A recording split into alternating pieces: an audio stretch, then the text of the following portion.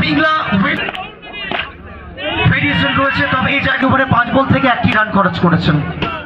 বলাতে রান 2 এবং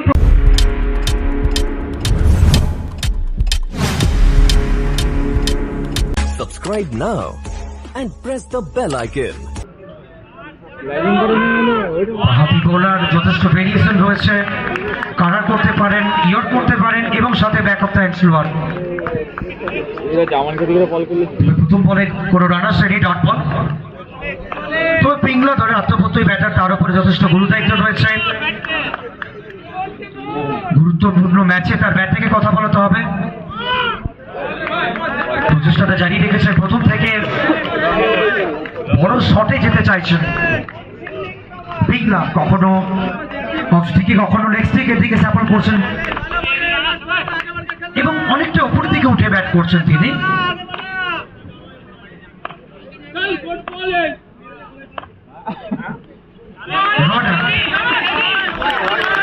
এখনো পর্যন্ত প্রথম 3 বল থেকে কোনো রান খরচ করেনি। আসলে পিংলার মতো ব্যাটার প্রথম 3 বল থেকে 3টে ডাউন, ক্রমশ চাপ বাড়ছে ব্যাটারদের উপরে।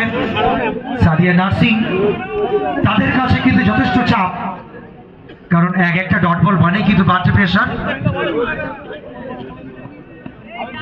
জিয়া নাইনস্টার যেভাবে ইনিংসের সূচনা করেছিলেন বাবলু, প্রত্যেকটা বোলারকে যেভাবে একের পর এক দৃষ্টিনন্দন বাউন্ডারি এবং শেষের দিকে রোহিতের চমৎকার ফিনিশ,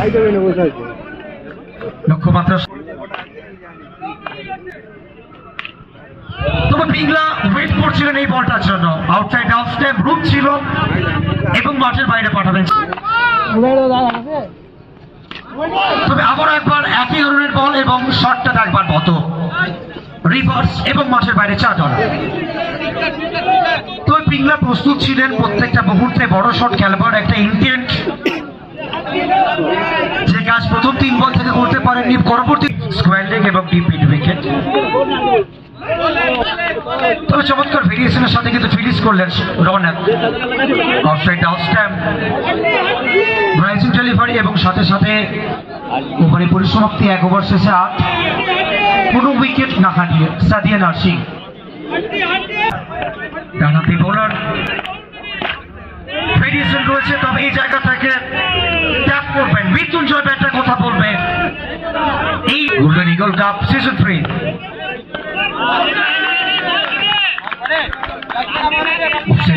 রাইজিং ডেলিভারি বিট করেছেন ঋতিক শর্মা।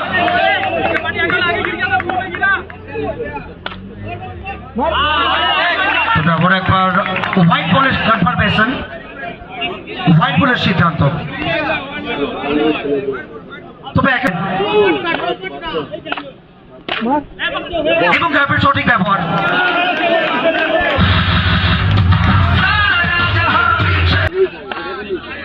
শর্মা সরাসরি বোলার, তিনি প্রস্তুত ছিলেন। তবে মৃত্যুঞ্জয় প্রশংসা করতে হবে, প্রত্যেকটা বলে আমরা লক্ষ্য করছি নিজের 100% দিচ্ছেন। তবে সেই গ্যাপের সঠিক ব্যবহার করতে পারেননি। রান সংখ্যা 17 এবং এটাও যাবে সরাসরি ফিল্ডারকে ফাঁকি দিয়ে মাঠের বাইরে। 21 করতে হবে। তবে এটা কি করলেন মৃত্যুঞ্জয়? আসলে এই জায়গা থেকে অন্তত পক্ষে রিভার্স করলে হয়তো বাউন্ডারি আসতে পারত, তবে শেষ মুহূর্তে ছেড়ে দিলেন, লিভ করলেন বলটিং এ। 2 ওভার শেষে 21, 18 বল থেকে বল অল্পের জন্য উইকেটে আঘাত হানতে পারত, তবে ডট বল। আসলে যত বেশি ডট বল করাবেন রৌনক, তত কিন্তু দলের ক্ষেত্রে কার্যকরী ভূমিকাটি পালন করবেন। রোডেক টু সৌরভ পিংলা। পিংলা অন্তত পক্ষে একেবারে ফার্স্টেড থাকবেন, কারণ যে জায়গায় এই ম্যাচটা দাঁড়িয়ে একটা বল ডট করার মানে কিন্তু দলকে অনেকটা চাপে ফেলে দেওয়া।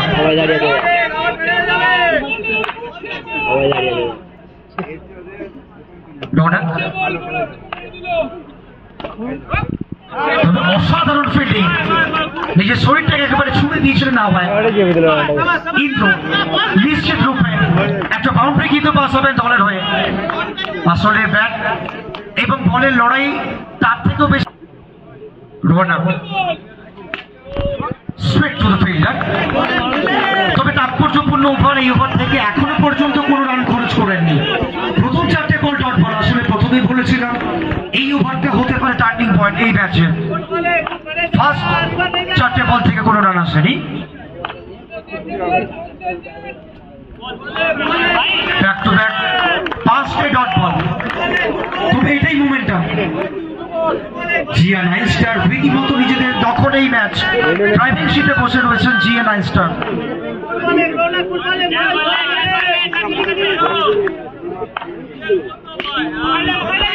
আলতোভাবে ঢিলে দিয়ে মেডেন ওভার, রান আউট, অনবদ্য একটা ওভার।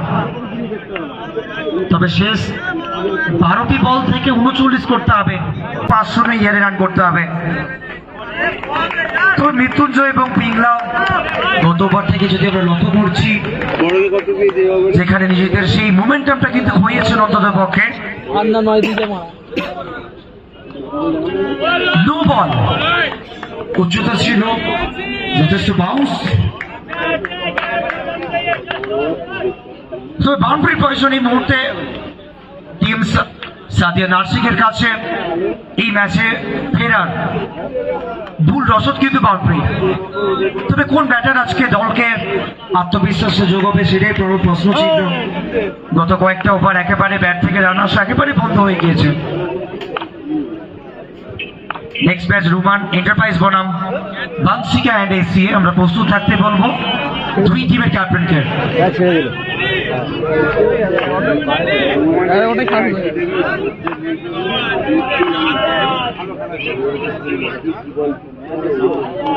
আট বল থেকে 37।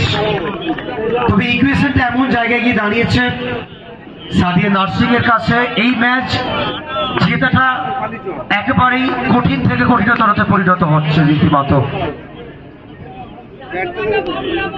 আবারও ডট বল, তবে এই ওভারে 5 বল থেকে 1টি রান খরচ করেছেন বাউন্ডারি। 4 ওভার শেষে 27, 6 বল থেকে 33 করতে হবে, যেটা এই ফরম্যাট ক্রিকেটে একেবারে অসম্ভব। বলাতে রান 2 এবং প্রথম বলে ওয়েলকাম করলেন বাউন্ডারি দিয়ে। দ্বিতীয় বল ইনসাইড এজ, ডট বল। অবশ্যই দ্বিতীয় দল হিসেবে অন্তত পক্ষে জিয়া নাইন স্টার তারা কোয়ালিফাই করতে চলেছে দ্বিতীয় দল হিসেবে সেমিফাইনালে। পরবর্তী ম্যাচ রোমান এন্টারপ্রাইজ এবং বানসিকা এসিএ। ক্যাপ্টেনকে প্রস্তুত থাকতে বলবো, আমরা কিন্তু টস করবো মাঠে।